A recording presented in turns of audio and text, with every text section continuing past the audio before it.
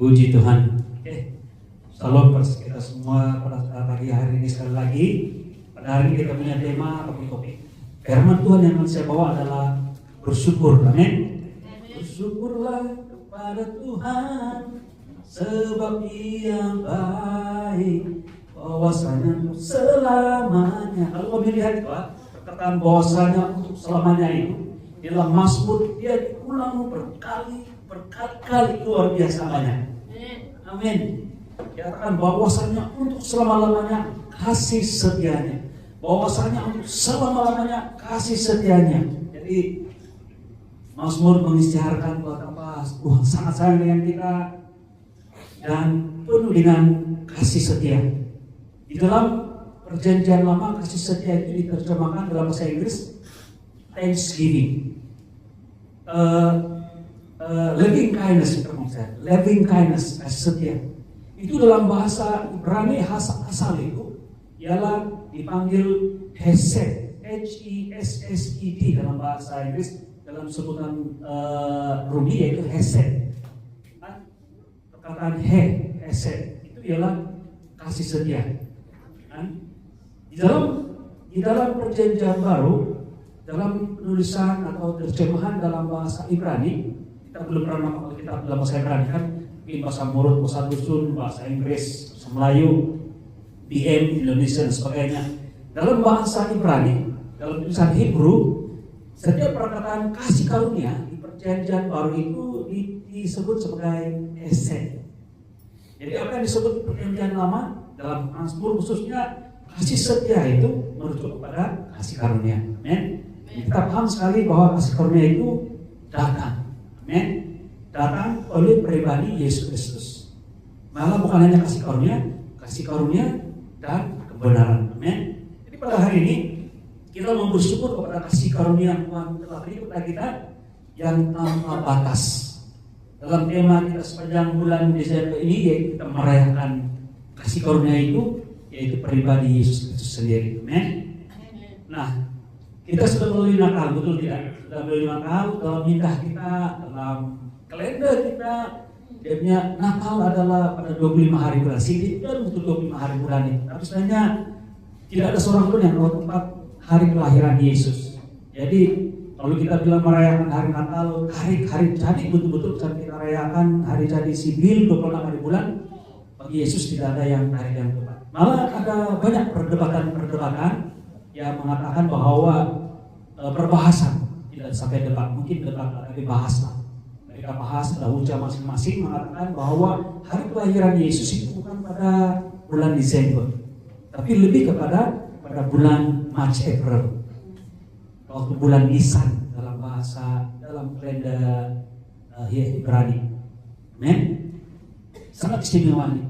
Bisa kita ceritakan kenapa ada hujah sembilan rupa.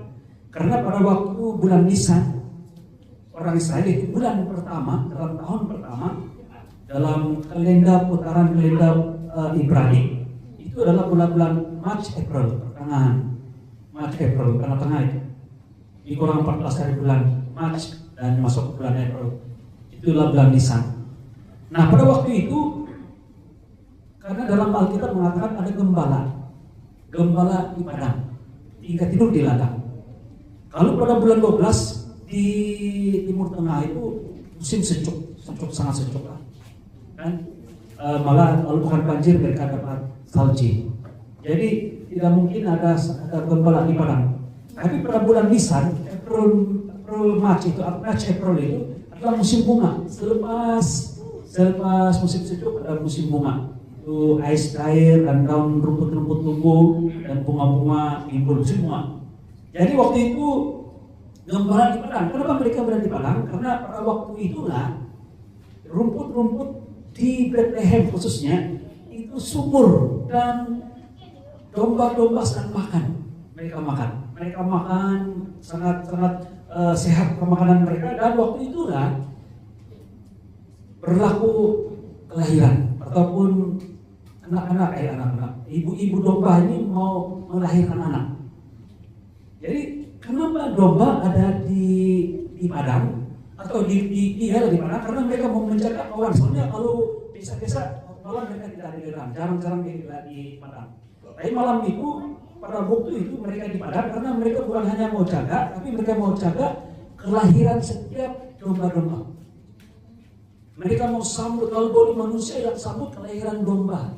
Jangan dia beranak ataupun lahir secara natural macam di ladang atau di padang secara biasa-biasa. Karena kalau lahir di biasa-biasa seperti itu ada kecenderungan atau risiko untuk cedera.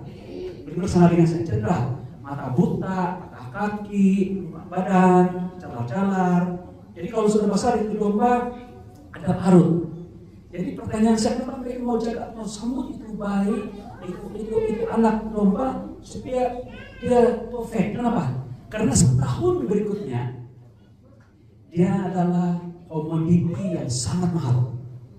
Dia akan dijual di bait Allah untuk tujuan korban. Karena dalam hukum Yahudi dia katakan bahwa kalau mau pilih domba, pilih yang sempurna untuk jadi korban. Jangan pilih domba yang tidak sempurna. Hanya domba yang ataupun kambing yang sempurna saya boleh jadi domba korban. Jadi mereka mau sambut itu domba supaya tidak cacat, tidak tercela, dan nilainya tinggi kalau dijual di bait Allah. Masih ingat lagi Yesus mengembalikan penukar uang penjual kambing di depan bait Allah karena mereka menjual. Karena itu adalah komoditi satu aktiviti perniagaan yang sangat laku lah pada waktu itu, karena orang-orang kaya mau pilih domba yang terbaik. Ini berapa ini?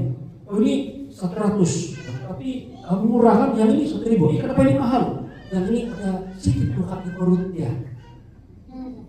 Jadi kalau konteks kalau mau yang perfect, betul gemuk, sehat, tidak cacat, ini Tuhan 1.000. Jadi begitulah, jadi mau pilih kan. Jadi Tuhan marah karena mereka tidak ikhlas dalam hal memberi juga, dalam hal korban seperti itu waktu Yesus mengembalikan itu di bait. Tapi yang saya mau sebut sini adalah karena ada gembala di padang, karena mereka mau sambut kelahiran. Tetapi pada malam Natal malaikat muncul, dia katakan damai sejahtera bagi kamu, sukacita besar bagi seluruh bangsa, karena telah lahir bagimu anak domba yang sepatutnya, yang tepat, yang sebenarnya. Kamu tidak perlu gembala sangat seperti begini. Kamu tidak perlu lagi tunggu itu ibu-ibu domba lahirkan, karena di situ, di palungan, di situ, di kandang sudah lahir bagimu domba yang akan menggantikan, yang betul-betul original, bukan yang pengganti sementara saja. Jadi mereka pergi dan menyambut domba yang sebenarnya. Haleluya, puji Tuhan. Dan itu hanya berlaku pada waktu rumput tinggi, tebal, subur pada waktu bulan Nisan. Nah, jadi sedikit latar belakang tentang bulan ataupun tarikh tanggal Natal ini. Tapi saudaraku, apapun tarikh tersebut, hati kita yang paling penting. Kalau kita melihat Yesus lahir di hati kita, hati kita ini jadi palungan bagi Yesus. Amin. Haleluya. Nah, selepas kesibukan dan sukacita Natal, bila secara kesibukan ini ibu-ibu ini, karena selalu yang sibuk, jangan mudah. Tapi kami menghargai semualah, termasuk menambulilah semua yang terlibat langsung dalam mengadakan dan merancang Natal dengan baik di gereja atau di rumah masing-masing, apalagi yang pribadi yang merancang caroling. Terus hati dia kalau tidak terlaksana dengan baik. Haleluya, puji Tuhan, si Dikonos Koni. Dan sukacita Natal, gereja dibawa masuk satu musim yang lebih tenang. Kita lebih orang bilang, nawi nanti Krismas. Soalnya begitulah. Itu secara orang bilang umum lah kan. Jadi kita sudah agak tahu itu hidup pikuk perayaan. Kan? Haleluya. Kalau di rumah panjang di kalangan orang-orang iman itu dia ada satu upacara dipanggil gulung tikar. Saya tidak tahu ada kan di gulung tikar. Jadi kalau hari gawai mereka berpesta karena dan juga aktiviti kunjung mengunjungi lalu itu tempoh hari Minggu. Kalau datang ke rumah dia masih ada di rumah. Kalau dia datang ke rumah kok masih ada di rumah. Baik pada hari yang ketujuh mereka akan ada upacara duduk sama-sama satu rumah panjang dan mereka akan upacara gulung tikar. Jadi karena dia punya simbolik itu ketua rumah atau ketua rumah dia ambil tikar dia gulung. Nah, saudaraku sudah kita ada upacara gulung tikar. Selepas ini kamu bebas sudah bekerja di ladang dan sebagainya. Kenapa perlu begitu? Supaya kalau tidak sudah rasa nanti datang di rumah saya tidak di rumah, dia bilang. Ataupun nanti orang datang di rumah saya datang di rumah dia tidak di rumah. Mau pergi meraihkan, pergi minum-minum, makan, menjamu, pergi berkantang dan sebagainya. Jadi selalu sebelum tikar orang semua paham di rumah panjang itu bahwa jangan harap kalau kopi lagi ke rumah, masuk rumah orang ada orang di situ karena mereka bunyi di dalam sudah. Jadi kasih tahu umum yang tidak ada sudah kesibukan mau terima tamu. Jadi ada kebaikan juga lah. Saudaraku, walaupun tidak berlaku tempat kita, tapi kita ada perasaan seperti itu yang lebih tenang, musim merenung dan kita bersyukur pada Tuhan. Natal mungkin telah berlalu, sehingga Natal tahun 2026, ya. Tetapi kasih karunia yang dilahirkan itu tidak pernah berakhir. Persyukuran orang percaya bukan karena semuanya sempurna, tapi karena kasih karunia Tuhan senantiasa mencukupi. Saya ulang kali ini. Kita bersyukur bukan karena semuanya baik-baik saja. Oh puji Tuhan, anak-anak saya, keluarga saya punya usaha, pekerjaan saya, bisnis saya baik-baik. Terima kasih Tuhan, bukan itu. Persyukuran bagi kita orang-orang percaya bukan karena situasi yang di sekeliling kita, tetapi kasih karunia yang senantiasa cukup apapun situasi kita. Mungkin baik, mungkin kurang baik, mungkin orang bilang kasihan dan sebagainya. Dalam Mazmur 103 ayat 2, firman Tuhan mengatakan begini, pujilah Tuhan, hai jiwaku, dan janganlah lupa kebaikannya. Sekali lagi, pujilah Tuhan, hai jiwaku, dan janganlah lupa segala kebaikannya. Bermaksud begini, memuji Tuhan itu ada langkah iman. Walaupun kamu tidak ingin memuji Tuhan, tidak flowing. Oh, saya flowing aja, jadi saya menyembahkan karena rasa hati saya pun emosi saya pun menyembah Tuhan. Tidak. Kita memuji Tuhan karena kita perintahkan hati kita. Terbilang, hai hatiku, jadi saya tidak tahu apa hati kamu, apa di dalam. Apakah bebanan yang sedang kamu alami?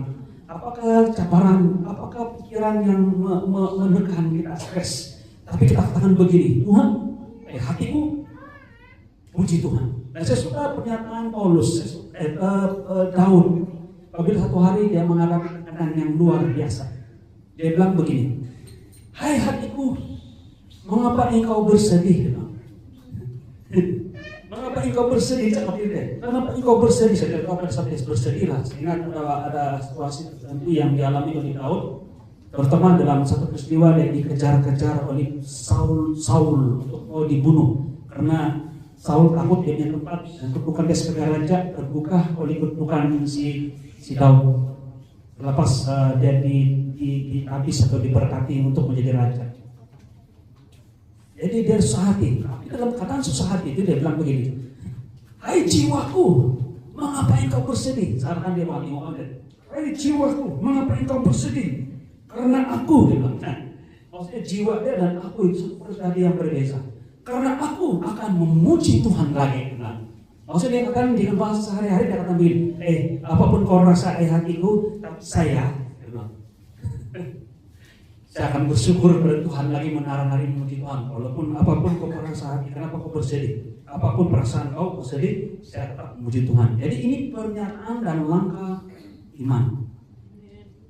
Kenapa? Kenapa kita sanggup? Karena pernyataan awal-awal tadi, bukan karena situasi kita, tapi kasih setia Tuhan yang senantiasa ada. Karena apa? Kebaikannya. Tuhan baik dengan Anda dan saya. Kita bersyukur bukan karena hidup tanpa masalah, tetapi karena kita tidak pernah berjalan tanpa kasih karunia Tuhan. Amin. Haleluya. Nomor 1. Kasih karunia Tuhan tidak pernah terbatas atau habis. Tidak pernah ada penghujung atau tamatnya. Dalam Ratapan pasal 3, 22 dan 23, ayat 22 dan 23 dikatakan, tak berkesudahan kasih setia Tuhan, selalu baru setiap pagi, besar kesetiaanmu. Nah, kasih karunia Tuhan bukan musim, bermusim. Amin. Seperti perayaan. Nah, jadi kita punya nada, kita punya bahan Natal. Rasa Natal itu sudah berlalu karena Christmas pun sudah berlalu. Malah ada yang macam berat hati, tidak otomatis sudah mau ucap selamat hari Natal bila sudah selipas 25 hari bulan. Macam awar sudah. Bisa ucap salam perasaan bukan saliman. Jadi macam awar sudah. Tapi dia bukan bermusim. Amin. Kasih karunia Tuhan tidak bermusim seperti perayaan. Ia baru setiap hari, tidak terikat pada keadaan atau prestasi manusia, Anda dan saya. Jadi aplikasi apa? Walaupun tahun ini ada kegagalan, saya tidak tahu. Baru saya di YouTube yang katakan tahun 2025 adalah tahun di mana dunia hampir meletus. Maksudnya dunia masuk ambang kios, peperangan dan kesusahan yang luar biasa. Hampir. Macam si Vladimir Putin mau tekan sudah itu Swiss bom nuklir. Dia pernah nyatakan ini bukan berseloro, dia satu bentuk amaran. Dia katakan begini, kiamat itu tugas Tuhan. Bila kiamat itu Tuhan yang tentukan. Tapi kalau Eropa atau NATO cepat, saya boleh tolong. Itu kiamat itu dia bilang itu Tuhan yang tahu. Tapi kalau NATO maksudnya kesatuan Eropa punya Union lah yang tidak sekepala dengan Warsaw ataupun Rusia sendiri, kan kalau mereka mau cepat saya boleh tolong. Dan memang betul, baru-baru ini berletus sekejap, kemudian damai sekejap, dan sekarang perang terus, yaitu Thailand dengan Kamboja. Dan Perdana kita berusaha untuk mendamaikan mereka. Donald Trump, Presiden Amerika, berusaha mendamaikan mereka, tapi kedua-dua mereka tutup mata, tutup telinga. Mereka masih berperang sampai sekarang. Jadi aplikasinya, walaupun tahun ini ada kegagalan secara umum dunia ini, mungkin juga secara di gereja kita tidak tahu kan ada dalam keluarga kita atau dalam diri kita secara pribadi. Ada yang kita mau resolusikan tahun 2025 ini, tapi kita tidak capai apa-apa. Saya beritahu sini bahwa kasih karunia Tuhan tidak pernah berkurang. Amin. Yang kedua, mari kita masuki penghujung tahun ini dengan berkeyakinan bahwa esok masih ada. Saya suka ini untuk film saja. Esok masih ada. Karena apa? Ada kasih karunia yang baru untuk Anda dan saya. Baik esok pagi, bulan depan atau tahun depan, ada kasih karunia Tuhan yang baru. Dan yang ketiga, jangan hidup dengan ketakutan akan kehabisan rahmat nanti. Tuhan sentiasa berbaharui. Kalau kamu katakan begini, dulu Tuhan pernah tolong saya luar biasa, tapi sekarang tolong tolak pernyataan ini. Ini adalah pernyataan yang dibisikkan oleh musuh kita iblis. Dia mau kita yakin dan percaya bahwa situasi kita tidak sama seperti pada waktu kita mula-mula kenal Tuhan. Saya beritahu, kasih Tuhan tetap segar. Tolak itu dalam nama Yesus, katakan Tuhan tetap setia dengan saya. Kesetiaan Tuhan tidak pernah ditentukan oleh tahap prestasi saya. Saya mungkin turun naik, tapi kasih Tuhan senantiasa di atas. Malah luar biasa. Saya mau sebut ini ulang-ulang, di mana ada banyak pelanggaran. Mungkin kita sendiri secara pribadi, di situ berlimpah-limpah kasih karunia Tuhan. Yang kedua, kesyukuran membuka mata untuk melihat jejak kasih karunia. Mengapa saya katakan ini merupakan langkah iman? Karena bila kita bersyukur, kita menyatakan bahwa apa yang kita minta, yang kita doakan telah diterima. Orang tidak akan berterima kasih sebelum dia menerima, kan? Terima kasih. Proses sudah menerima. Bersyukur, baik kita adalah langkah iman. Firman Tuhan mengatakan dalam Tesalonika, bersyukurlah senantiasa. Itu bentuk ayat perintah. Kenapa?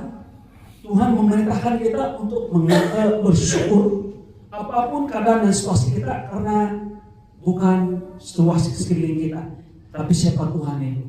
Dia mempunyai rencana yang istimewa untuk Anda dan saya. Amin. Jadi kesyukuran membuka mata kita untuk melihat jejak kasih karunia. Dalam 1 Tesalonika 5:18 firman Tuhan mengatakan, mengucap syukurlah dalam segala hal, sebab itulah dikehendaki Allah.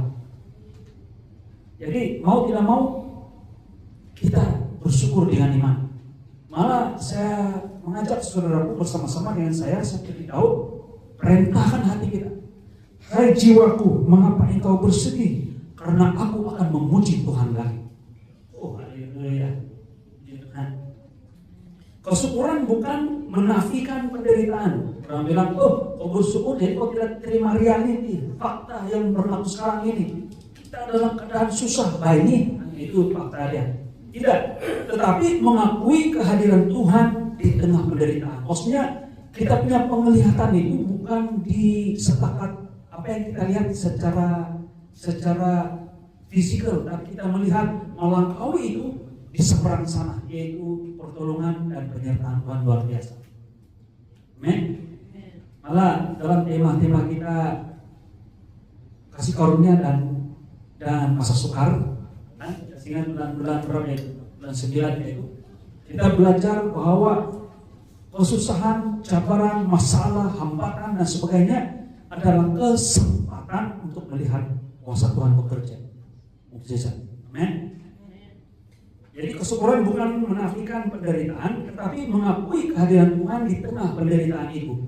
Apabila kita bersyukur, kita mulai melihat jejak tangan Tuhan sepanjang perjalanan hidup kita.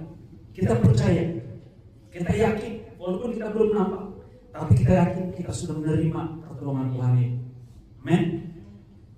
Satu kesaksian pendek. Pendeta Kenneth Hagin. Dia pernah diberi jolokan ataupun kasih nama dia, yaitu Bapak Iman. Dia tokoh iman. Amin. Pada waktu dia masih muda, belasan tahun, dia menderita penyakit polio atau lebih pada kelumpuhan darah. Dan polio ini penyakit waktu itu vaksinasi dia tidak seperti waktu sekarang kita ada sudah vaksin. Mereka masih dalam tahap yang rendah, perubatan waktu itu, dan semua orang yang general cakap secara umum, orang yang mengalami polio pasti akan mati. Jadi dia dari hospital dihantar pulang ke rumah untuk menerima atau melalui hari-hari terakhir dia. Tetapi nenek dia bagi dia Alkitab. Dan salah satu firman Tuhan yang dia baca adalah dalam Markus 11:24. Sejak saya khotbah di mimbar ini, penonton melulus dengar sejak itu terus dia ambil menjadi milik dia sampai sekarang. Haleluya.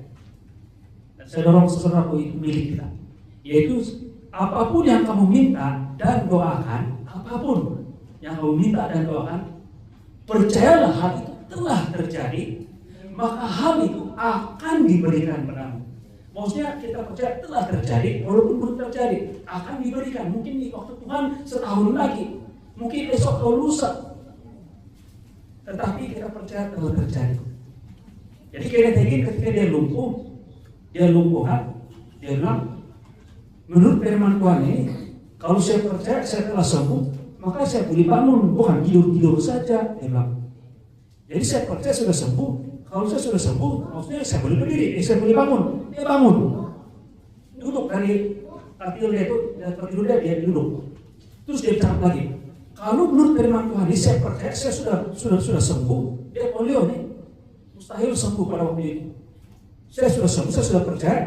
Dan saya percaya telah terjadi, kalau telah terjadi, maka saya berjalan dengan satu dia lagi di tepi kader. Dan dia terus berdiri. Dia sembuh.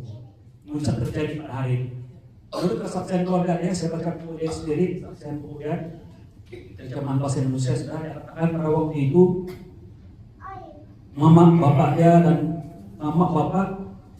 punya itu ada di ruang tamu. Si Kenneth Hagin di bilik. Mereka sedang berdoa lagi melalui hari-hari terakhir bagaimana mau melepaskan si Kenneth Hagin untuk dipanggil bapak kan, matilah kan. Tapi waktu berlaku itu si Kenneth Hagin praktikkan iman dia waktu itu. Mereka melihat cahaya dan juga kabus dalam bilik si Kenneth Hagin. Dan terbuka sedikit, kenapa kabus dan cahaya keluar? Jadi bapak dia berusaha, apa yang berlaku kita terbakar sesuatu kan? Ada asap, ada cahaya. Yang masuk itu tulang, itu mau tulang dia tulang dia terpental, dia tertulang keluar. Karena Ken Hagin bersaksi bahwa waktu itu kemuliaan Tuhan memenuhi beliau. Beliau belum rumah saya. Sama saya berkat luar biasa. Ketika saya baca firman Tuhan itu, ketika saya klaim firman Tuhan itu, saya klaim firman Tuhan ini. Markus 11:4, waktu itu saya sakit kencing manis, diabetes. Saya sudah dokter bilang bahwa kencing manis. Saya bilang, wah saya sudah sembuh. Saya bilang, oke, Tuhan selesai sekian ini. Bila bapaknya masuk, dia terpental keluar karena di situ ada kemuliaan Tuhan. Dan kemuliaan Tuhan saya kira glory itu soalnya ditandai dengan dua ini, yaitu kabus dan juga cahaya. Masih ingat orang Israel di padang gurun? Mereka dipimpin Tuhan yang api, cahaya, dan waktu siang tiang awan. Dua-duanya hadirat Tuhan. Amin. Luar biasa. Jadi apa yang boleh kita praktikkan? Ambil masa mengingat bagaimana Tuhan memelihara kehidupan kita sepanjang tahun ini. Amin. Boleh bersyukur, membuka hati daripada kepahitan kepada kekecewaan, dari dalam kekecewaan. Kita bersyukur membuka hati kita daripada kepahitan. Maksudnya apapun problem kita hadapi ini, kita buka hati kita dengan iman dan menyatakan kesyukuran kepada Tuhan. Dan jadikan kesyukuran sebagai disiplin rohani, bukan reaksi emosi. Hai jiwaku, mengapa engkau bersedih? Karena aku, itu pernyataan iman luar biasa. Memuji Tuhan lagi. Amin. Luar biasa. Mari kita lihat yang ketiga. Kasih karunia lebih besar daripada kegagalan kita. Dengar baik-baik ini. Karena inilah dasar kita ataupun landasan kita untuk dapat mengucap syukur kepada Tuhan senantiasa. Dalam Roma pasal 8 ayat 1 firman Tuhan mengatakan, demikianlah, dengar baik-baik ini, demikianlah sekarang tidak ada penghukuman bagi mereka yang ada dalam Kristus Yesus. Tidak ada penghukuman lagi mereka yang ada dalam Kristus Yesus. Maksudnya apa? Ada orang menyatakan begini, benar Tuhan, memanglah tidak ada penghukuman bagi mereka yang tidak berdosa, gitu. Jadi, gue tahu pernyataan ini kepada orang yang tidak berdosa. Lalu orang-orang yang oke, kehidupan dia tip-top, tidak masalah, iman dia kuat dan sebagainya, buat pada penghukuman kan? Ini khas dan khusus pada mereka yang gagal, yang ada problem. Jadi kalau orang bilang pertanyaannya begini berikutnya, proceedingnya. Jadi Tuhan, walaupun saya tahu tidak ada penghukuman lagi buat saya, kenapa? Kenapa Tuhan mau tutup mata dengan dosa saya? Tidak. Dia punya hujah ini ditegaskan adalah karena Anda di dalam Kristus. Firman Tuhan mengatakan, demikian sekarang tidak ada penghukuman bagi mereka yang ada dalam Kristus. Siapa dalam Kristus? Yang merupakan orang yang mengaku dengan mulutnya bahwa Yesus adalah Tuhan dan percaya dalam hatinya bahwa Allah telah membangkitkan dia di antara orang mati, maka kamu akan diselamatkan. Ini kita punya pernyataan iman. Mereka yang menerima Tuhan Yesus sebagai Tuhan dan Juru Selamat pribadi mereka, tidak ada penghukuman walaupun mereka gagal dalam banyak hal. Kenapa? Karena bukan Tuhan untuk pakai dengan dosa-dosa kita. Sampai sekarang ini dosa yang kita buat pagi tadi, mungkin semalam, saya tidak tahu mungkin selepas ini karena masa bodoh. Masa bodoh kita ini kadang-kadang kita buat keputusan yang salah. Kita manusia lagi, tidak ada sempurna sampai kita berada bersama di Bapa di surga. Kita ini tetap tidak sempurna, tapi bukan dihukum pada kita lagi, tapi dihukum pada Yesus. Semua dosa-dosa kita diambil oleh Tuhan. Amin. Dan segala kebenaran Yesus berpindah kepada kita. Nah, saya mau kita ilustrasi pendek saja, boleh bersama dengan saya, yaitu pada waktu zaman Israel, karena kita cakap tentang domba tadi kan, domba korban. Ini ialah imam. Dia imam di bait Allah ataupun di kemah Daud ataupun kemah Musa. Menunggulah. Tiba-tiba datang seorang jemaat tarik domba. Saya datang sudah, ini ada masalah ini. Ada masalah karena dia bawa domba korban. Ada sudah ini masalah ini. Paham sudah? Orang itu ada masalah. Tapi bila sampai di depan imam tidak akan tanya orang ini, Dia tidak akan periksa orang, tapi dia periksa domba. Domba yang dia bawa, dia cek domba. Telinga tidak ada kutu, tinggu mata tidak buta, tinggu badan tidak ada calar, semua sempurna. Dom itu kembali mau jaga betul mau dia lahir itu supaya dia mahal akan dijual dan cek oke, boleh. Jadi sudah boleh. Imam beri kepada si yang pribadi bikin sop dan dia potong, dia korban sembelih domba. Dan sudah sembelih domba dibawa di mezbah dan dibakar sebagai korban penghapus dosa. Setelah peristiwa itu berlalu, si pemuda ini atau si pribadi ini yang bawa domba dia beri keluar dengan penuh keyakinan bahwa dosa-dosa dia sudah diampuni. Ini adalah gambaran ataupun hanya simbolik apa yang berlaku sebenarnya pada pribadi Yesus, yaitu anak domba Allah. Apa yang berlaku sebenarnya berlaku begini. Oke, sebelum dia sembelih, imam suruh itu pribadi tumpang tangan di kepala domba dan imam berdoa menyatakan bahwa ini domba menjadi pengganti kepada pribadi yang berdosa. Orang ini berdosa, ini yang sebenarnya dihukum. Ini domba sejak tadi sempurna, tamim dalam bahasa Ibrani, maksudnya menunjukkan kepada kesempurnaan, mewakili atau menggambarkan kekudusan. Saya berdoa, kemudian mereka tumpang tangan, saya berdoa sekarang segala tamim atau kesempurnaan domba ini berpindah kepada orang ini, segala dosa orang ini berpindah pada domba. Dan orang ini pergi, domba ini yang dikorbankan. Itu pribadi Yesus. Yang tidak mengenal dosa telah dibuatnya menjadi dosa karena kita, supaya dalam Dia kita dibenarkan oleh Allah. Sekali lagi. Dia yang tidak mengenal dosa telah dibuatnya menjadi dosa karena kita, supaya dalam Dia kita dibenarkan oleh Allah. Dia tidak berdosa, dijadikan dosa, supaya kita yang berdosa dibenarkan oleh Allah. Beri bersama dengan saya. Maksudnya kita dibenarkan bukan karena kita melakukan yang benar, tapi kita dibenarkan karena Yesus yang benar menjadi dosa untuk Anda dan saya. Maksudnya ini ada satu pertukaran atau divine exchange antara Anda dan saya. Ketika Tuhan Yesus mati kayu salib, Tuhan Yesus yang dihukum sebagai berdosa, dia tidak berdosa. Dia malah Paulus katakan bahwa di dalam dia tidak ada dosa. Seorang ahli teologi, si Petrus, dia katakan begini, saya telah menyerahkan orang, si Yudas mengatakan, saya telah menyerahkan orang yang tidak berdosa. Dan Paulus sendiri mengatakan bahwa di dalam dia tidak ada dosa. Yesus tidak pernah berdosa. Dia menjadi domba yang tamim untuk Anda dan saya. Tapi dia katakan dijadikan dosa. Siapa kan dijadikan dosa? Bapa di surga mengambil dosa kita, menjadikan Yesus tidak berdosa menjadi dosa, supaya kita yang berdosa kebenaran Yesus dipindahkan pada kita. Ada divine exchange. Saudaraku, ini sangat jelas bahwa kebenaran yang kita miliki ini adalah apa yang Yesus telah bayar dengan harga yang mahal di kayu salib. Jadi saudaraku, dengar baik-baik. Mulai hari ini, jangan hukum diri kita lagi. Jangan hukum diri kita lagi.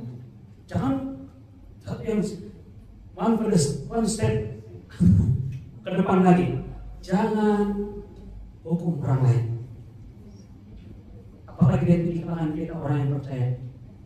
Karena Yesus telah dihukum dengan segala dosa-dosa yang sudah lakukan. Amin.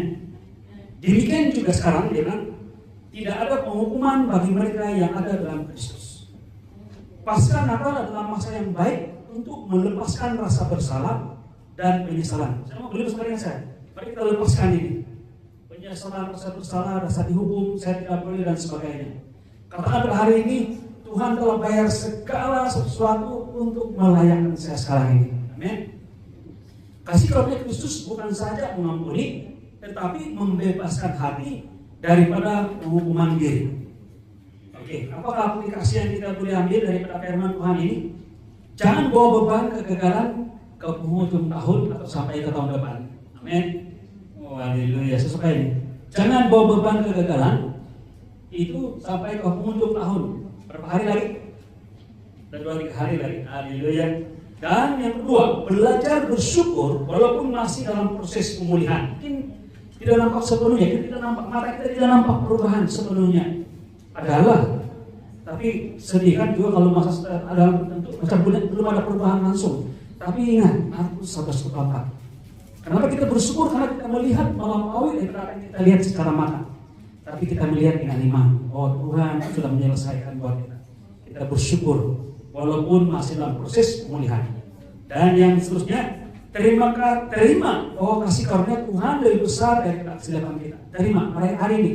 Terima bahwa segala bukan kesilapan, hambatan, masalah, problem, belenggu, ikatan dan sebagainya. Ingat ini.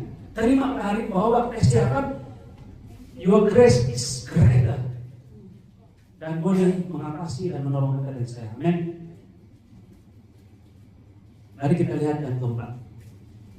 Kesyukuran menyediakan hati untuk melangkah ke tahun baru. Macam khotbah tahun baru sebagai ini.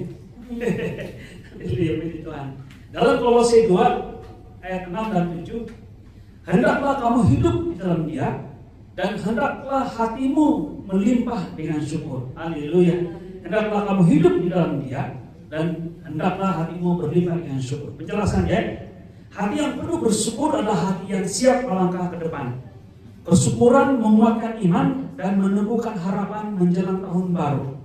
Jadi saudara yang boleh kita buat, jangan menunggu tahun baru untuk bersyukur. Ada yang orang bilang ada tahun baru untuk bersyukur, untuk buang sial. Jangan tunggu. Sekarang itu dalam Yesus saya buang sekarang juga. Ada level dulu. Kita kalau di kemurutan Tuhan Joy, saudara Joy, ada kayak istilah buang soal dalam di sungai. Kami dulu biasa ya Tuhan ya. Nah, itu selebihnya mungkin kami zaman dulu lah. Tapi itu istilah Joy, itu macam jok saya kan, tidak sampai kok mahal, itu krokodil. Oh, buang sial dulu dalam sekolah dari kemarin perkenalan. Buang sial. Orang yang senang dibawa terima sial itu. Jangan tunggu ataupun bersyukur, amin. Jangan tunggu tahun baru untuk bersyukur, mulakan sekarang. Kedua, kesyukuran hari ini menjadi asas iman untuk esok, amin. Ini kita bersyukur adalah atas langkah iman. Jadi yang ketiga, melangkah ke hadapan dengan hati yang penuh damai, bukan terbeban. Saya selalu katakan ini, kalau jemaat di Minau ini, kita masuk kadang-kadang bawa beban kan, bukanlah kita minta kan, ya. Kalau ada masalah masuk ke dalam gereja. Kita pastikan bahwa mimbar yang firman Tuhan sampaikan akan biarkan kamu keluar bukan dengan beban yang sama atau bertambah beban, tetapi beban dilepaskan. Jadi mimbar kita di sini bukan menyatakan memberitahu kamu berapa banyak lagi harus kamu buat, tapi mimbar ini memberitakan kepada kita apa yang Yesus telah buat dan buat sempurna bagi pihak kita. Dan Anda dan saya hanya tinggal cukup diam di hati Tuhan. Rest. Amen. Haleluya. Mari kita simpulkan. Itu DORONGAN, pernah bilang dorongan, dorongan. Jadi Paskah Natal bukan penamat, tetapi lanjutan perjalanan kasih karunia. Kita bersyukur karena kasih karunia-Nya tidak pernah habis. Kita bersyukur karena Tuhan setia walaupun kita tidak pernah sempurna. Namun baik-baik ini kasih karunia tetap sempurna walaupun kita tidak sempurna. Amen. Dan walaupun kita berdosa, banyak pelanggaran ataupun itu istilah lagi, apa yang si Paulus alami katakan waktu dia lemah. Firman Tuhan mengatakan justru dalam kelemahanmu lah kuasa sempurna. Di mana banyak pelanggaran, di situ berlimpah-limpah kasih karunia. Amen. Kita bersyukur karena Tuhan setia walaupun kita tidak sempurna. Kita bersyukur karena masa depan kita masih berada dalam tangannya. In God's control, Tuhan kontrol kita. Dalam Mazmur 13 ayat 136, kalau saya Mazmur 136 ayat 1, firman Tuhan mengatakan begini, yang tadi saya sebut ini awal-awal. Bersyukurlah kepada Tuhan sebab Ia baik, bahwasanya untuk selama-lamanya kasih setianya. Kalau kamu rujuk 136, saya hanya ambil ayat 1. Sepanjang ayatnya itu, pasal 136, dia ulang baik. Dia katakan bahwasanya untuk selama-lamanya kasih setianya. Amin. Kasih setia Tuhan. Saudara, mari kita menutup musim Natal ini. Natal karena dulu disebut Natal masih ada. Oke, tidak apa. Kita kayak tutup. Kalau tidak mau berdoa tutup. Oke, kalau di rumah orang iman biasa gunung tikar. Jadi jangan kacau lagi lah siang-siangan. Dia kasih bersih kebun sudah tidak di rumah dia. Oke, mari kita menutup musim Natal dengan hati yang penuh kesyukuran. Biarlah kesyukuran menjadi bahasa iman kita. Jadi ini kita punya orang bilang kita punya bukan tren, kita punya job kita ini bahwa pengucapan syukur sentiasa di mulut kita, di hati kita. Amin. Amin. Biarlah itu menjadi bahasa iman kita dan kasih karunia menjadi kekuatan kita ketika melangkah ke minggu-minggu terakhir tahun ini dan juga untuk masuk ke tahun hadapan. Amin. Mari saudaraku kita kepala kita berdoa.